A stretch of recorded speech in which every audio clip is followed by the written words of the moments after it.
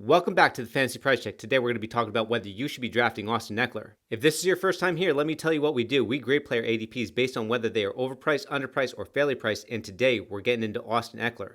Before we get into Austin Ekeler, I need to ask you guys for a favor. Hit that subscribe button down below to help keep this channel growing. Let's get into Austin Ekeler. Austin Ekeler is currently the 13th running back being drafted off the board. He's currently being drafted after Josh Jacobs and Kenyon Drake and ahead of Aaron Jones and Todd Gurley. Austin Ekeler had a monster season last year. He had over 1,500 total yards and 11 touchdowns. Austin Ekeler only had 132 carries for 557 rushing yards and 3 rushing touchdowns, but he dominated as a receiver. He had 108 targets, 92 receptions, 993 receiving yards, and 8 receiving touchdowns. That stat line was good enough to finish as the RB6 in half-point PPR leagues.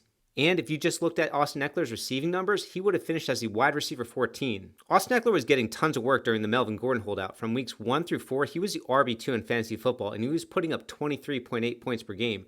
During that week 1 through 4 stretch, he was just 1 point behind Christian McCaffrey. During the Melvin Gordon holdout, Austin Ekeler was averaging 14 carries and 55 rushing yards per game, which averages out to 224 carries and 880 rushing yards over 16 games. After Melvin Gordon ended his holdout, Austin Ekeler was still an RB1. From weeks 5 through 17, Austin Ekeler was the RB8, but his points per game dipped from 23.8 to 14 points per game. During that week 5 through 17 stretch when Austin Ekeler was sharing the backfield with Melvin Gordon, he was still putting up more points per game than Nick Chubb, Miles Sanders, Kenyon Drake, and Leonard Fournette. And while Austin Ekeler was sharing the backfield with Melvin Gordon, he was still putting up low-end RB1 numbers. He was just a few points per game behind Dalvin Cook, Saquon Barkley, and Joe Mixon. Melvin Gordon is now gone, and the Chargers paid Austin Ekeler to be the man. He got a 4-year, $24.5 million deal. I don't expect Austin Ekeler to put up the type of receiving numbers that he did last year, but he is still going to produce.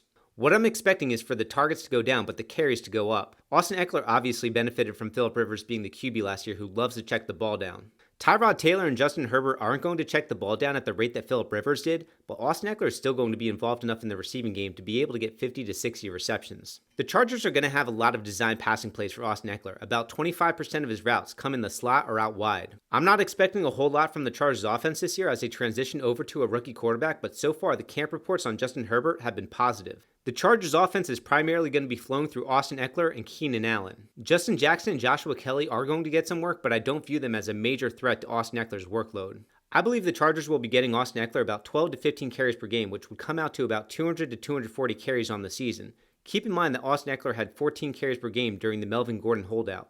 And 4 to 6 targets per game for Austin Ekeler seems very attainable. That would be about 80 targets over the course of the season. During the Melvin Gordon holdout, Austin Ekeler was averaging 6 receptions per game, and once Melvin Gordon came back, he was averaging 4.9 receptions per game. Austin Ekeler also has incredible hands. He hasn't dropped a pass since 2018.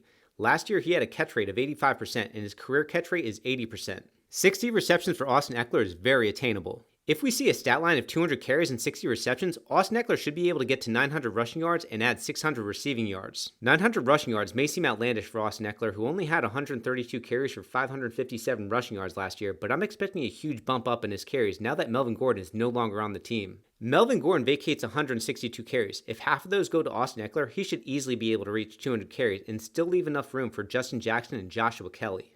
Austin Ekeler also led all running backs in yards per touch. He had 6.9 yards per touch, and he was averaging 4.2 yards per carry and 10.8 yards per reception. The guy was also incredibly consistent. Take a look at his game log. He had 13 games with over 10 points in half-point PPR leagues, and he also had 5 games with more than 20 points. Ekeler only had one bust game, which was in Week 6 against Pittsburgh, a top 3 defense. I originally wasn't too excited about Austin Ekeler. I felt that last year was likely an outlier. We've never seen him get workhorse volume, and I'm not expecting the Chargers to be a very good team. However, he has an opportunity to be the focal point for this Chargers offense, and he's going to be extremely efficient, especially in the receiving game. Austin Ekeler was able to put up over 1,500 total yards while sharing the backfield with Melvin Gordon. Why would he not be able to put up another 1,500 total yards with Melvin Gordon no longer on this team? Sure, I'm expecting the receiving numbers to regress a little bit, but he's going to get more volume in the running game. All the same arguments being made against Austin Ekeler were made against Christian McCaffrey. He's too small, he can't handle the full workload, and he's just a receiving back. Austin Ekeler and Christian McCaffrey are nearly the same size. Christian McCaffrey is 5'11 and 205 pounds, and Austin Ekeler is 5'10, 200 pounds. And have you seen the pictures of Austin Ekeler this offseason? The dude is yoked.